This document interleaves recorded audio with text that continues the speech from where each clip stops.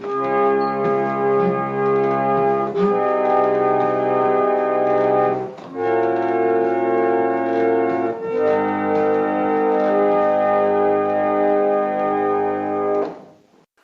what's good, free world?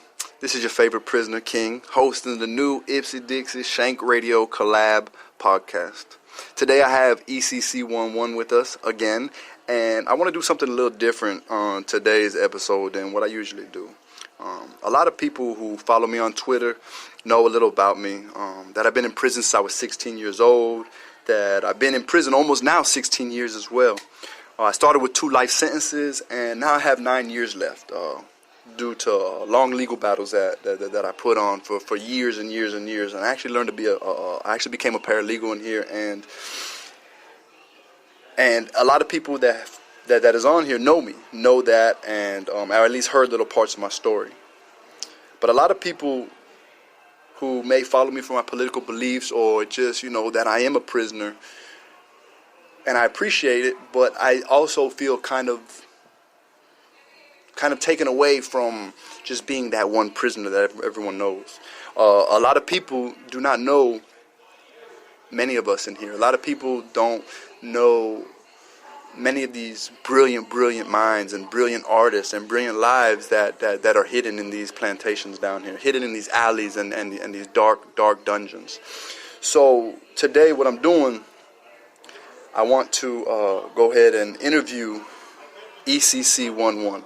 And real quick, man, this manito, this brother of mine is basically my godfather's godfather. So the person that initiated me into this, he basically initiated him. And he's also a revolutionary mentor, not only to me, but many of us in the Almighty Latin King Queen Nation here in the Florida plantations. So I want to start, man, and just let you know that this episode we're going to be taking a journey down the mind of ECC11. So what's up, my dude? How you been, man? Peace, freedom, and justice. I'm doing well. So, I know a lot of times that we have agendas and we have things we want to talk about. But I just think that so many people have heard your voice and don't really know who you are. Of course, we're not going to be using any names or just any direct facts that will link to who you really are because of this platform. However, I want these people to know who is the brilliant mind behind a lot of these revolutionary podcasts. So, I got a few questions, but, we're going to do what we do, man. Okay. So, I just want to ask you first, when did you come to prison? How old were you, that type of stuff? I came to prison in 1995. I was 18 years old. I had been 18 years old for 6 months. I had just moved to this state from the state of Texas. The conditions that I was under at that time, I was still dependent on my guardians. My mother was in Texas, and my stepfather was here in this state here, and I depended on them for residence and pretty much everything else. I was still considered a kid in every respect. All right, and when did you become a Latin King? I became a Latin King. I joined the nation in 1997, July 5th to be exact. I was in Marion Correctional Institution at that time.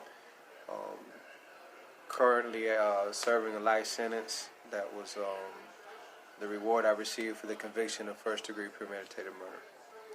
You want to talk a little bit about, what brought you to prison and your sentence and how it's structured and stuff? Because, so many different states have so many different laws and so many different ways that they treat juveniles and ages and just even different murder charges. So many different ideas of murder has changed from state to state. So, if you want to talk about that a little bit. Sure.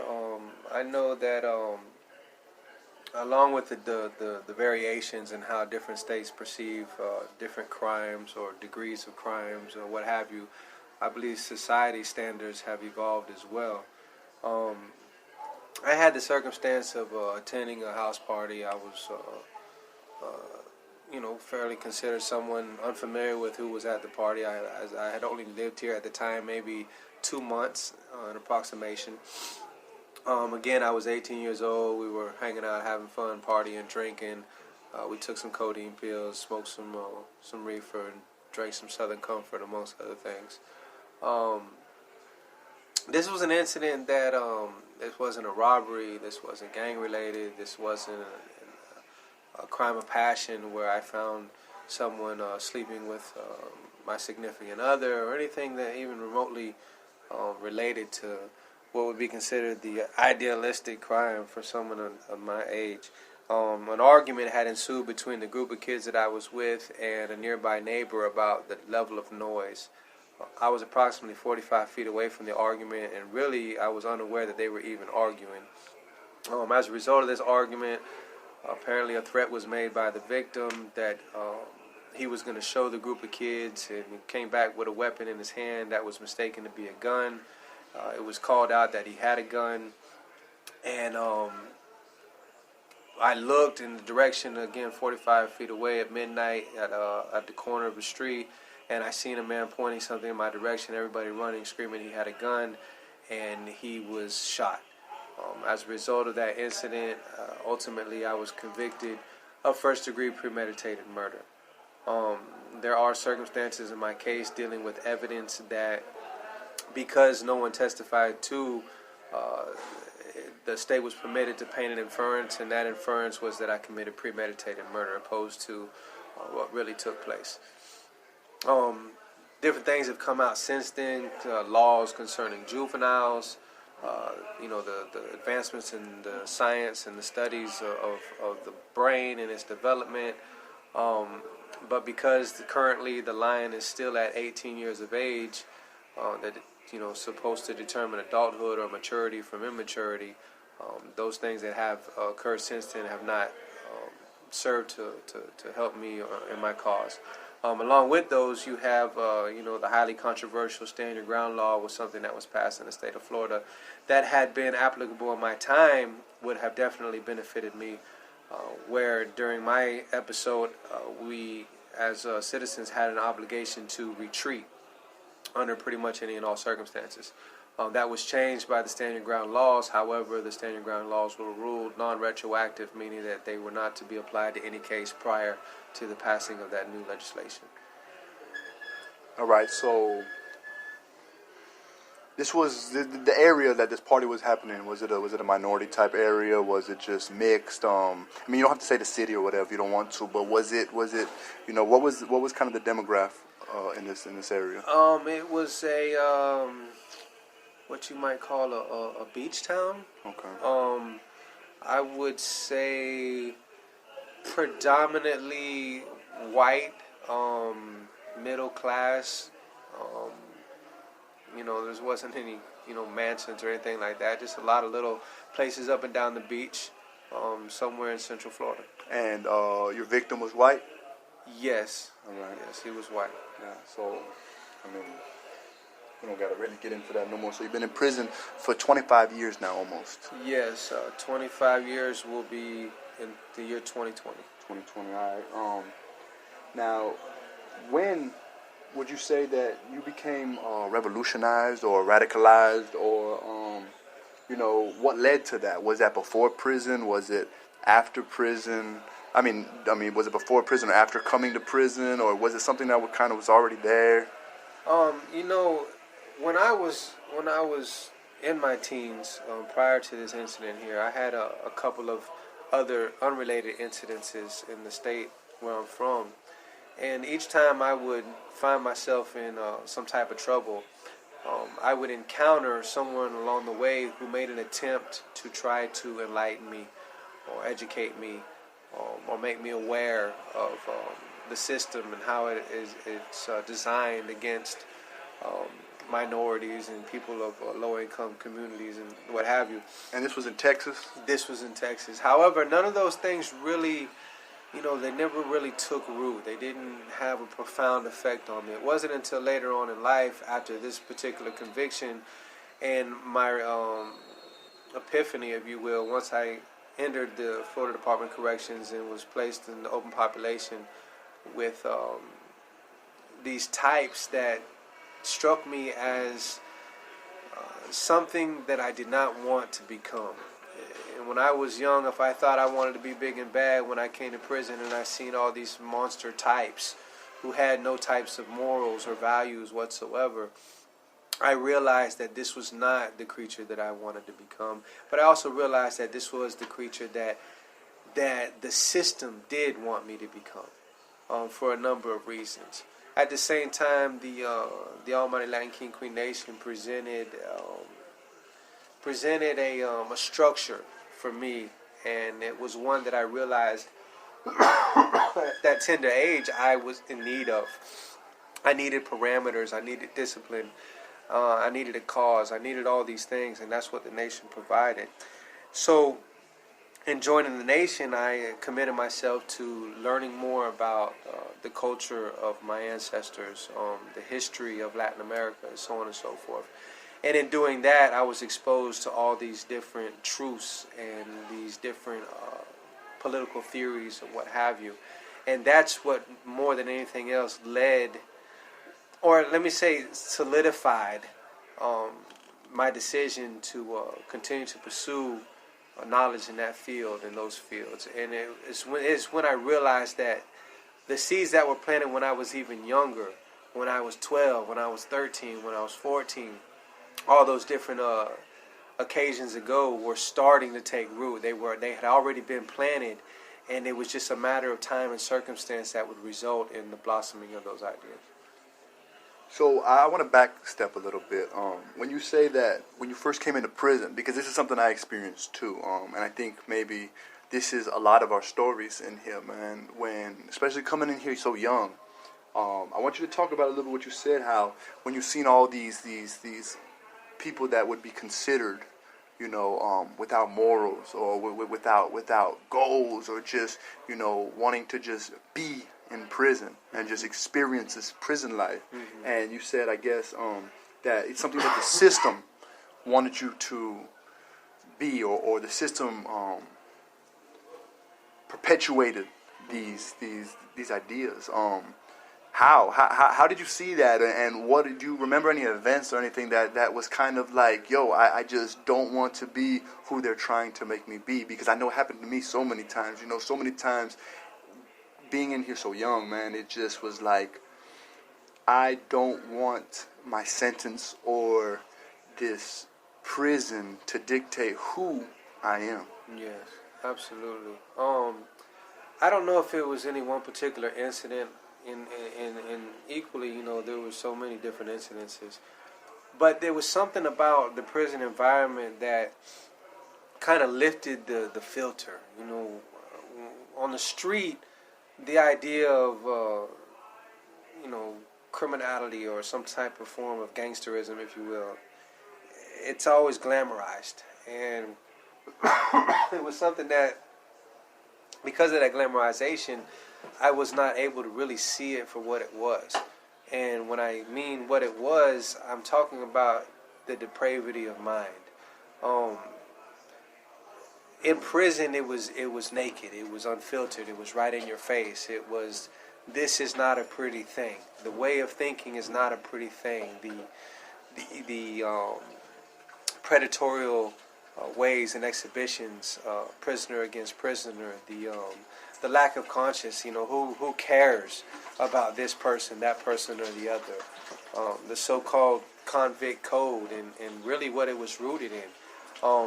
I seen the isolationism, the individualism, the collectivity, the idea of community did not exist here.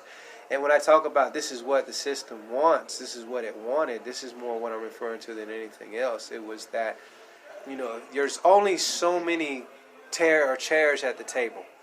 Only so many people can enjoy their piece of the so-called American pie. And if you're not, privileged to be one of those numbers, then there's only so many things left for you to become. And cannon fodder or some type of lab rat. And to so many, people, we have become just that, these experimentations, societal experimentations, if you will, that are executed by the system, by the government. And it was in here that I began to really realize and see it for what it was. Would you say that these low-level pigs compared to like the big-level pigs, like these ones that actually create these laws and policies. But would you say that these low-level pigs, correctional officers and I guess street pigs or slave catchers or whatever, would you say that they help perpetuate this I guess idea that we are just, I guess they use the term the horrible Hillary Clinton founded this term as super predators. Would you say that the pigs in here perpetuate that idea too? Yeah, without a doubt. I would say there's the striking difference between what you may call the lower level pigs and the higher level pigs is that there's a prevalent lack of knowledge at the so-called lower level. They're ignorant. A lot of what they perpetuate has to do with ignorance. It's founded upon ignorance. Themselves, in many ways, are super predators. That was part of the realization as well, coming into the system, is seeing the apparatus, the authorities for what they were and how they executed their desires against other human beings.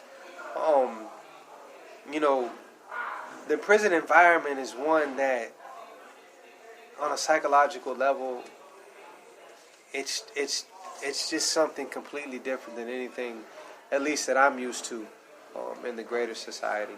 And using them as an example, not only do they perpetuate, but they actually exemplify the super predator themselves.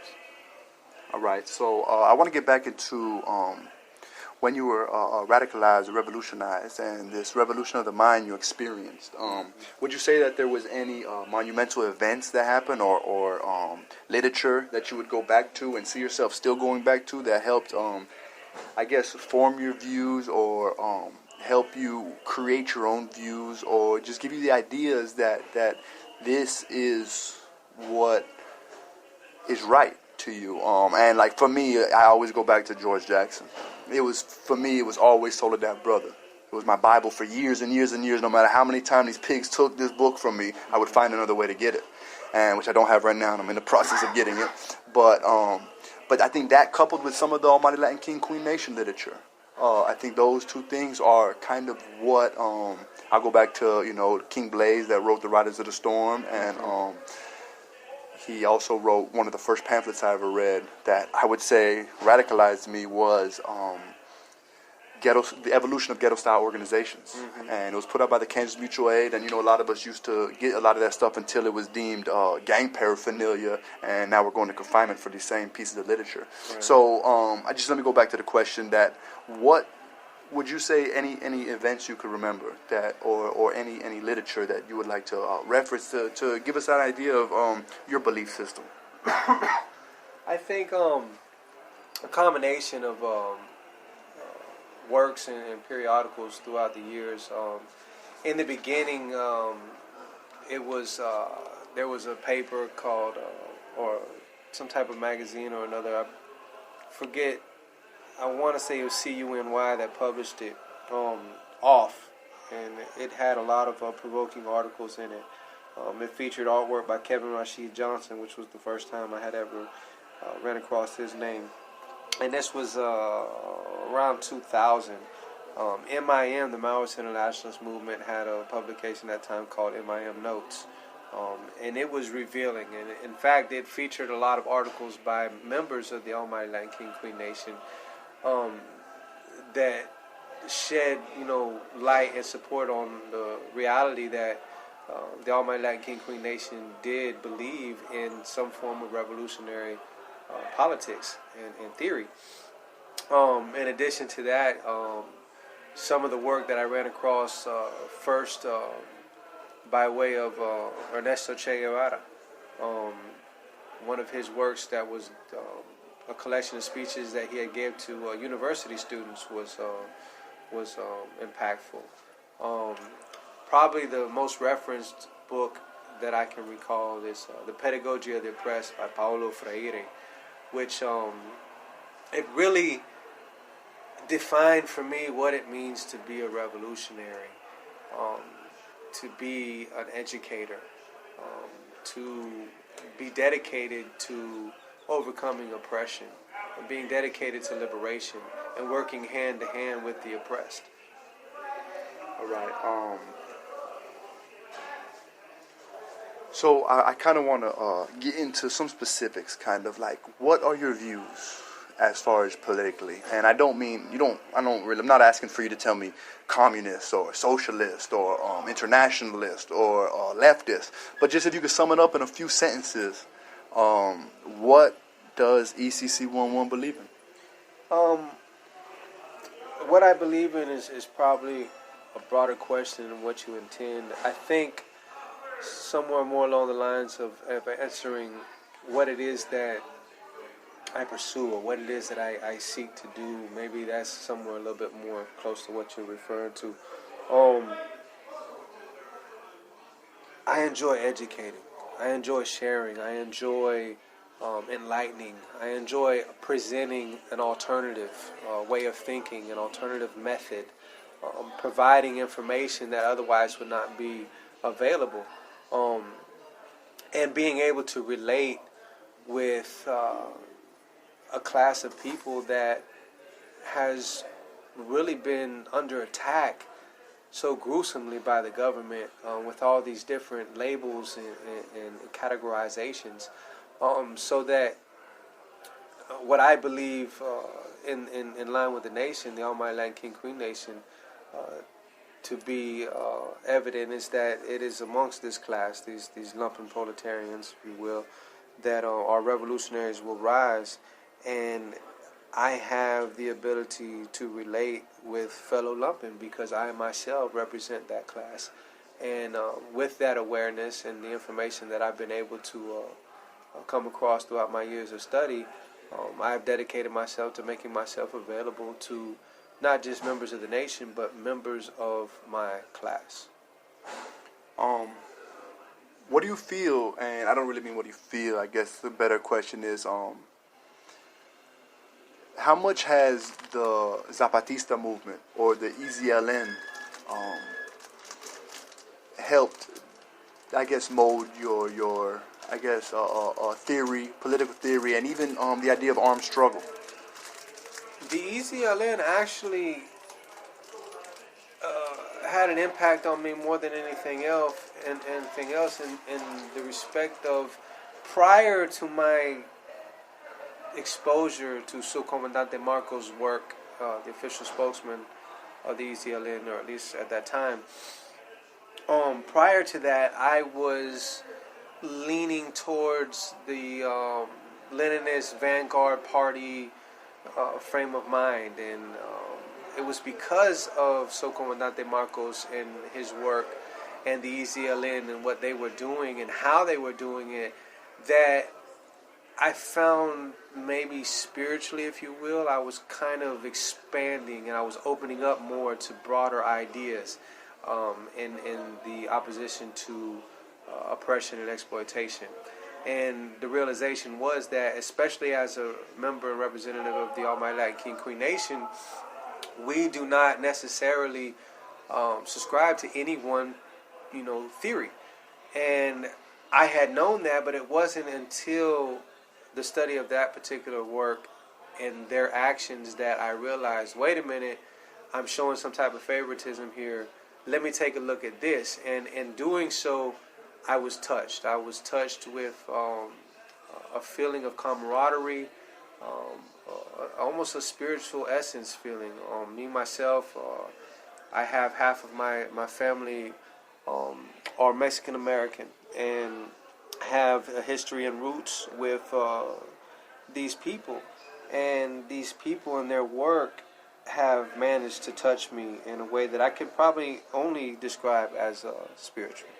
And I think something we've talked about in the past, why I also, and I think a lot of the lumpens, when there's this criminal class, when we find these movements, and especially this one, when we can ascribe to them, because something that really touched me when it came to the Zapatista movement and why I'm just really into it is because I think there was a quote, I can't remember if you gave it to me, if I read it somewhere, about how they were nobodies until they put their masks on. and then they became somebody. Right. So that's almost the same as us in here. We're nobodies. We are part of the criminal class that is never supposed to be anything until we do things like this, put out these podcasts, until we put on this mask and get behind enemy lines. And then we become somebody. So that's always been something that touched me, that it's almost the opposite of what masks mean. You know, when we go behind these enemy lines, when we are fighting for the things we believe in, we mask up. And then everyone wants to know who the hell we are. And that's what's always touched me when it came to the Zapatista movement. All right, so do you do any do you write poetry? Do you write books? Do you make music? Do you draw? Do you paint? Is there any things that besides just the revolutionary aspects, or maybe these different I guess ways to express yourself and your ideas and your mind and just how you're feeling sometimes, man? Is there anything that you like to do when it comes to art? Without a doubt, I've always had an artistic side that came out in my use of the written word. I dibble and dabble with poetry a little bit in my teens. Later on, I got into writing articles for various newsletters and publications. I wrote leaflets, pamphlets. I was an avid writer. I've had things published in Canada, here in the United States, that are posted on the internet. I've even assisted in a number of our own periodicals from the Almighty Latin King Queen Nation throughout the years. A number of those things that resulted in consequences that I had to pay, that resulted in long-term administrative confinement or what have you. I don't write to the extent that I used to. A number of things have changed with the inclusion of tablets now and our ability to send and receive emails. It's made it a lot more convenient than sitting down with pencil and pad and etching out something along those lines. Poetry, I still stuck with it. I learned to write metrical poetry, and it's always an exhilarating challenge for me. I enjoy writing poetry. So even though I don't write to the extent that I used to, yes, just to this day I do express myself artistically by means of the written word. Yeah, and there's something else too, because I posted some poems on here, and I do a lot of spoken word poetry, and but I think something that has influenced me a lot too is hip hop. Has hip hop helped influence any of your ideas? Or like for me, growing up, it was Wu-Tang, and these ideas that Wu-Tang was pushing out there, which led into, of course, so many other things, right? But I always go back to when I was like 9 years old, and I told my old boy that I wanted a pair of Uppies and the Wu-Tang 36 Chambers album. Wow. And these are things that like have always held a deep place in my heart, and hip hop has, especially what they call conscious rap. Man, has any type of music, I guess, spoke to you in that type of way? Without a doubt, I'm definitely a part of the hip hop nation myself. I come from an era that was before yours, and I also come from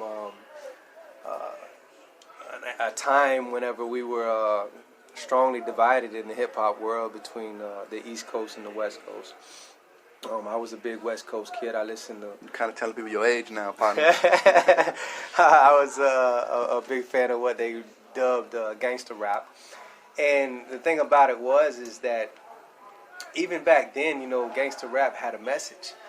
It was coded in violence or what have you, but that was Fuck the reality. The police. Yeah, exactly. There was definitely a message there. And it didn't dawn on me then, what dawned on me later on in life about the power of music and the message itself. In fact, I can recall one of the times I was in a halfway house. I believe I was 15, 16 years old, and there was an instructor there by the name of Mr. Bolden. Mr. Bolden is one of the very few people in my life who I can recall by name who had an effect on me. Mr. Bolden had asked me, one time if I had listened to rap, and I told him yeah. And he brought in a cassette back when they had cassettes. by a guy named Paris, and Paris was previously had been a member of the Black Panther Party, and I listened to his music, and to be honest with you, I didn't like it. I thought it was whack, whatever, this, that, and the other. It just wasn't what I was used to. But years and years and years later, after all these different things have occurred, here I am in the Florida Department of Corrections when they came out with these MP3s and MP4s. And I looked up this guy, Paris, because now I've become enlightened. I'm aware. I know what's going on. And I look up Paris because I remember this guy, Paris, and I listen to Paris. And now I got all this Paris, music and lyrics on my MP because Paris was the truth. Paris was talking about socialism. Paris was talking about capitalism. All these things that were going over my head at the time. Music has come a long way. Hip hop is a venue. It's a powerful one, and it's one that needs definitely to be utilized more to get this message out. And hip hop has just evolved in so many different ways.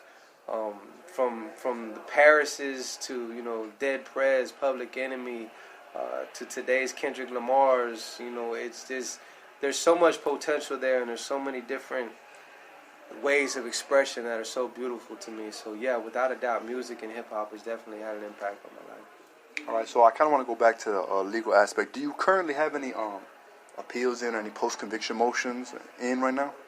At present, I have nothing active within the courts. The last thing that I had filed was a request for commutation of sentence that went before the clemency board. It stayed up there approximately 5 years before it was denied without explanation. And life in Florida is forever. Life in Florida is not. It is not.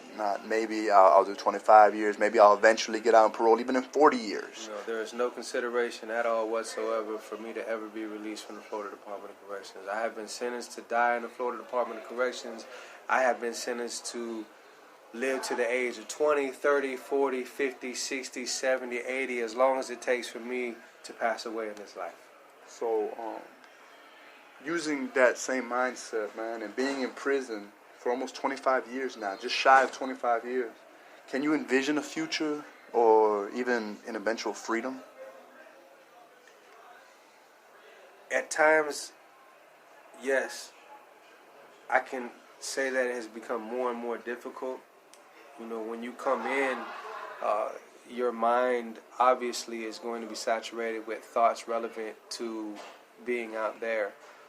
25 years in prison, I spent well over half of my life incarcerated. The mass majority of my life has been incarcerated.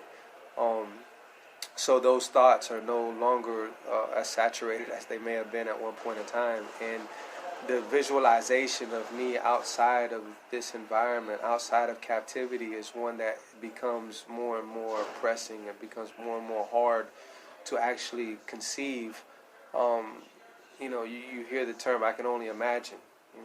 Well, imagine that. I can only imagine what it is like to live in the greater society anymore to this day. And freedom. What does freedom mean to you? Can you explain freedom? Freedom definitely is how they say subjective. Depends on how you look at it. Some people believe in the freedom to oppress others, and they call that freedom. Some people, believe in the freedom to make millions, if not billions and trillions of dollars. And then, some people would be stupefied at the freedom of just being able to select, from an assortment of flavors that exceeds the number 2. The freedom, can be exhibited in so many different ways. The freedom to hold and care for a loved one, and vice versa. The freedom to breathe clean air. The freedom to walk in one line without interruption. Freedom is something that definitely just can't be defined, at least by words alone, not by me. Hey, man, so I really just, time constraints are always rough on us, and I just, there's still so much we can talk about. There's still so many more people that we can talk to in here, man, but I really want to appreciate you giving us this time, man. You've given us this this mind of ECC11, the heart, the soul. You know, we've traveled down one of the great minds in prison right now, and I just really want to encourage you, and not you ECC11, but you to the listener. I want to encourage you to reach not out, but reach in here. Reach in here and contact people. If anyone want to contact ECC11, they can hit me up, but it doesn't have to be him, because there's plenty of ECCs in here. There's plenty of kings in here. There's plenty of people in here. There's plenty of jail law speaks and in-prison slaveries. And there are so many people in here that just have been lost. And I just really want to encourage everyone, man, to reach in, man. Reach into this class, man, because maybe it's here where the answers are. I want to reiterate one thing that my mentor here said throughout the whole idea of this. And it is, remember, pigs are super predators. Alright? Hey, man, I love y'all, man. Hey, man, I really appreciate you being here, man, and doing this, man. Hey. Always. Thank you for the opportunity. It means a lot to me to be able to indulge in this new practice. Like we discussed earlier, it was the written word before, and now it's becoming the spoken word for me. Straight up, man. Pigs are super predators, man. We love y'all, free world, man. We out of here, man. Behind the fences, in the trenches. We here, Shank Radio, baby.